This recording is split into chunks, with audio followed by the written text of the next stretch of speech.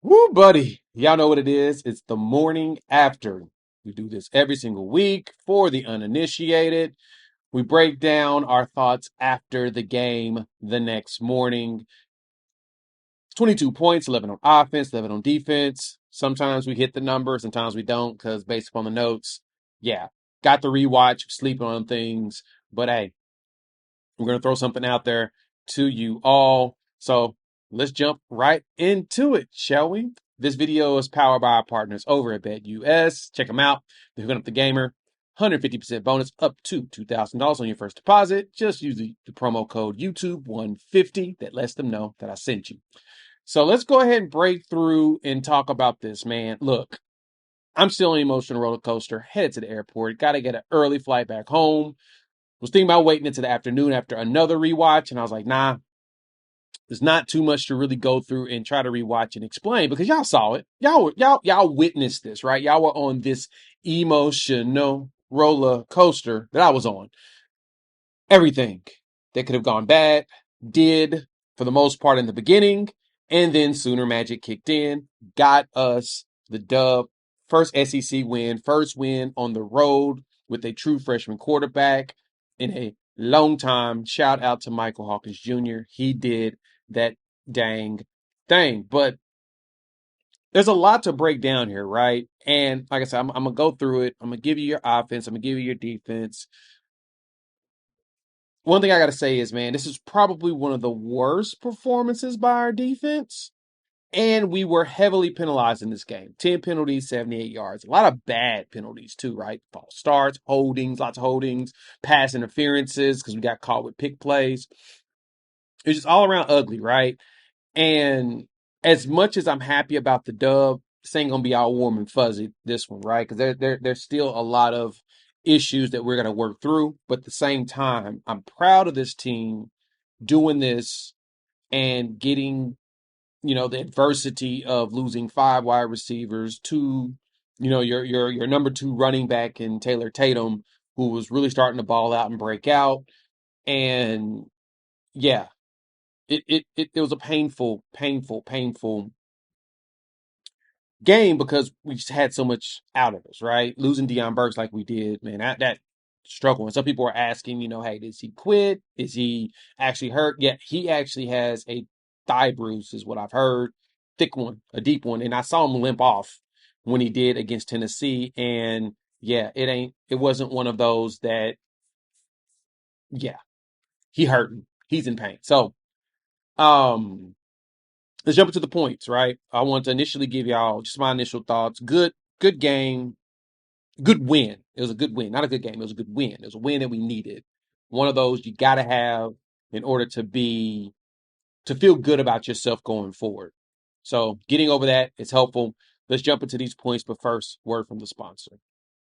Shout out to our partners over at BetUS. They're taking care of you, the gamer, giving you a hookup, 150% bonus on your first deposit up to $2,000.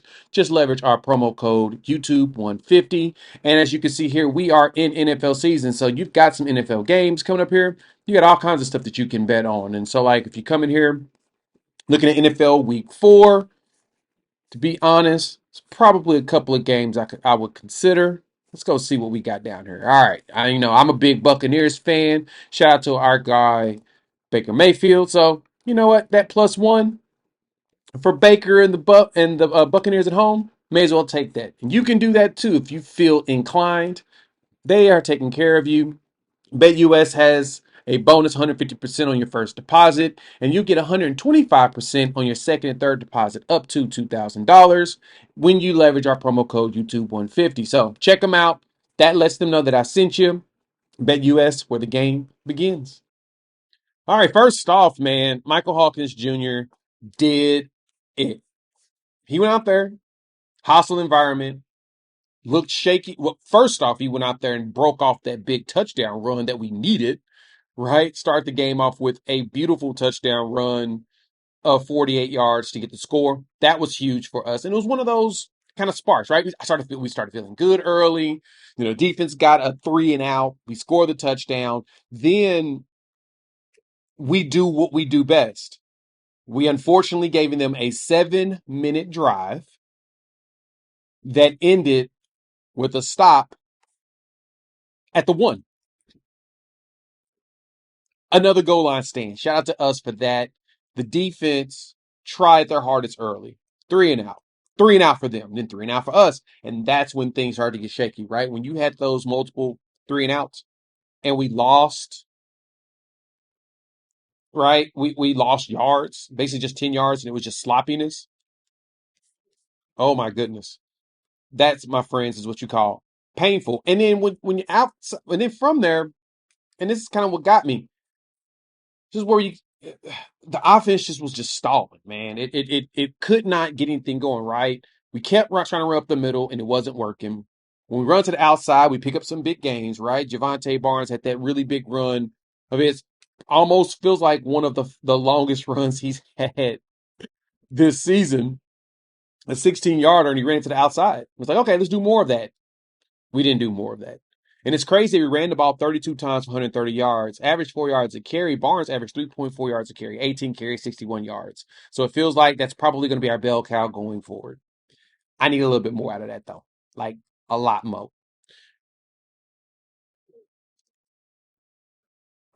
I don't understand the runs towards the middle. Now, we did run one up the middle and get the touchdown, which was helpful.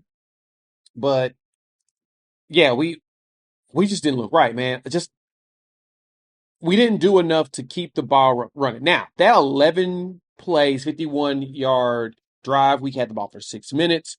That one was really good. That was probably one of our better drives in the game outside of Hawkins running the ball.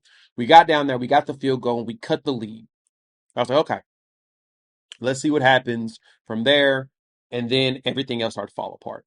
But then we got something big. Shout out to J.J. Hester, man. I think he redeemed himself. 3 catches, 86 yards. That deep one for 60 yards that he caught, that told me, yes, do more of that, right? I'll give it to Hawkins, too. He even tried to throw it deep. He threw it deep to Brennan Thompson, ended up going out of bounds. But we got to do more of that, right? You got a lot of burners. Use them, right? Make the defense have to play you deep. That way the middle opens up. If you don't do anything about that, yeah, that's what kills you. You've got to do better there. You got to do better about going deep the way you can open up the middle. Then you got the Bauer Sharp catch. That was a nice run, like 48 yards. They got called back because of pass interference, pick play. You got busted. So we got to be a little bit cleaner when it comes to that. We'll clean that up over time, so I'm not tripping. I think that as we integrate Hawkins more and more, we get the bye week, then we get Texas, which I'm excited about now. I don't feel as awful about going into that game as I did before. I think we'll be fine. I think it's going to be a fun one. So I don't know. I I haven't got my mind wrapped around the dub yet, but it is Red River. It's a wild game. That's what happens, right? So let me know what y'all think. Hop in the comments. Let your boy know your thoughts. How you feel about that. All right. Let's talk about the defensive side of the ball, in which where I felt like things could have been a lot better, but man, we were brutal on defense in this game. It's like we were brutal up until we needed to not be brutal, and then we went out there and showed out, right? We gave up 482 yards, the most we've given up this season. I did not like that. We let Peyton Thorne throw for 338. Dude, he basically had a perfect game up until Kip Lewis decided to turn it up. And I want to talk about that specifically because to me, that was really big from Kip. And let me explain to y'all what I mean by that being big. So, Kip went out there as the game was going on and as it felt like we were basically done. We were basically cooked, right? 21-10, 11 minutes left in the game. 21-10 with 11 minutes left in the game. They missed the field goal, which helped us. And then we drove down, you got the J.J. Hester touchdown. You're like, okay, feeling a little bit better. Feeling a little bit better. Feeling a little bit better. Then from there, Defensively, we needed a big play. And I was like, look, we got to figure this out. And you just started to see Kip look hype on the sidelines. Like he was getting hype, more hype and more hype. And I'm like, okay, what are we getting out of Kip? And so you started seeing him get some tackles. He had like a tackle for the loss quickly. Like Kip was everywhere. 5 tackles. He had the tackle for a loss. And then the most important one. They faked like they were going to blitz in and he backed up. These R. Mason Thomas had jumped up, threw his hands up in the air. It's either him or Trace Ford. Right now, my brain's not there. And it looked like the ball got tipped a little bit because it kind of floundered a little bit. Kip caught that bad boy and took it back to the crib. We lost our mind, gave us the lead.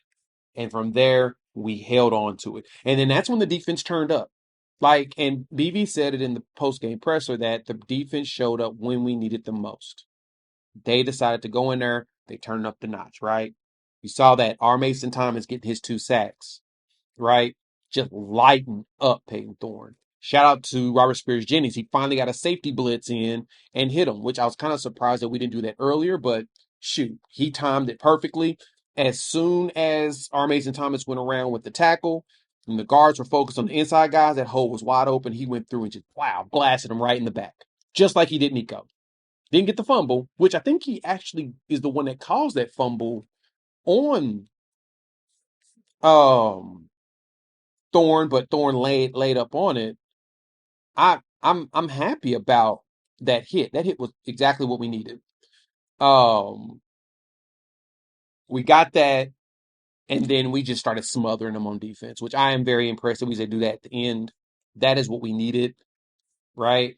Like that's what you needed in order to win that game. If you don't smother them like we did, there was no chance we was winning that game.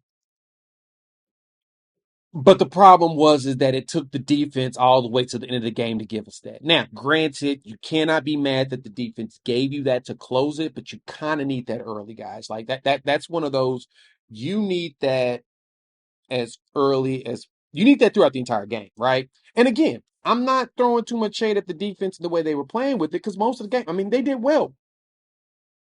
We had was this 1-2. Ugh, that was gross. We had 2 early 3 and outs, right? And then you got them on downs when you got them with the stop at the 1. But then those back-to-back deep passes kicked our butt. Kanai both got cooked. Woody was getting cooked. Peyton Bowen got cooked, right? Like you did okay with the defense, but you couldn't stop it, right? You made Peyton Thorne look like he was good. And then you made him revert back to himself. Started to make mistakes, and that mistake is what led to that interception, right? And even when we went forward on downs, couldn't get it. We got them, and they missed the field goal. So technically, if they would have kicked the field goal early like they're supposed to and made that other field goal that they tried, this is a tie game. They made the mistake of not doing it. Actually, we probably went up by 1. We would have had 28 points instead of 27 because we went for the 2. But I digress. We got to do better when it comes to the defense of locking down earlier. But the good thing is we did shut them down late. So I'm not mad. There's a lot of things to work on. BV said it, right? But the good thing is that we were able to close out the win. The most important thing about this game was getting the dub, and guess what? We walked out of that hostile environment with a W. Now, granted, it's funny. I was talking to some other OU fans there while we were sitting in the stands, and one of the guys was like, man, our stadium sounded a lot louder than this when we played Tennessee. And I was like, we did. It did. Shout out to you all fans.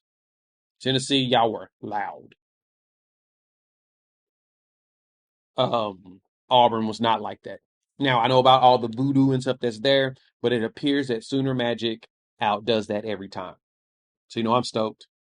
Let me know what y'all think. Hop in the comments. Let me know your thoughts. How y'all feel about that? How you feel about the win? How you feel about that game? I know that a lot of you were on an emotional roller coaster. I saw my comments was blowing up throughout the game that this team is going to be bad, blah, blah, blah. And then a lot of y'all deleted those comments right after the W. So just remember, I did see the comments. I saw them. It's okay. I was going to go borderline scorching earth on this one. But I know there's a lot of stuff we need to work on. There's a lot of changes still need to happen, and we'll talk about that on the live stream. All right, if you made it this far, like the content, hit the like button. If you're new to the channel, subscribe. I'd love for y'all to join this family, Sooner fans. Talking OU football, SEC talk, college football in general. Having a blast do it. So, all right, y'all know I always drop y'all this morning after, hit my flight, get home, partake a nap. My son's got a soccer match, but we'll be live at 6, like we always are.